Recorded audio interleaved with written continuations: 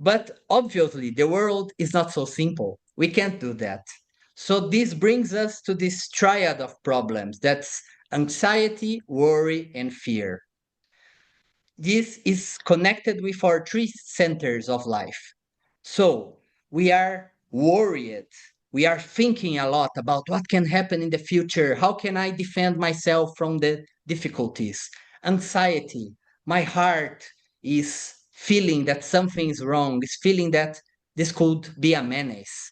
And fear, which is something very biological, very material. We see that in the animals, they have always this instinct to attack or to run. So we have all of this inside us because we have this biological being that came from the animals as well. And we all of this is amplified by the fact that we have a superior mind, we have a concrete mind. And this brings us to this hurricane of difficulties. So this when these new things come, AI, technology, automation, robots, we jump immediately because of egocentrism to fear, to worry, to anxiety. And the solution is not exactly in, oh, let me think about that, let me create a plan. Obviously, all of us in this room, we will have to adapt our lives to this new technology that's coming, and there's no way to put a stop to it because progress always comes, right? But that's not the solution. We will need to do that, but that's not the solution because what is the solution?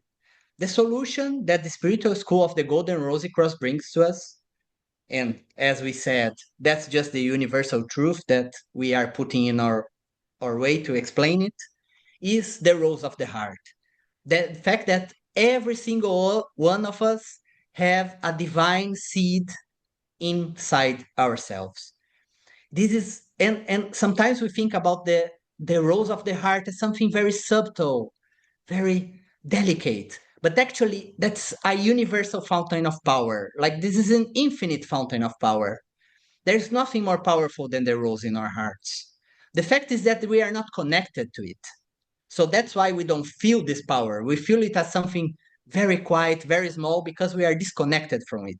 But when we truly connect with it, it becomes an amazing source of energy, of power, the most powerful thing we will ever have contact in our lives. And with the seed of the divine, we can allow this seed to grow.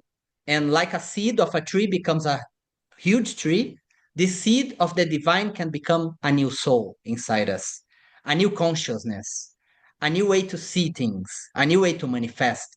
And when we say a new soul, please don't imagine that something is coming from the outside. Don't separate yourselves. It's everything inside us right now. So this is inside us, all this potency, all this power.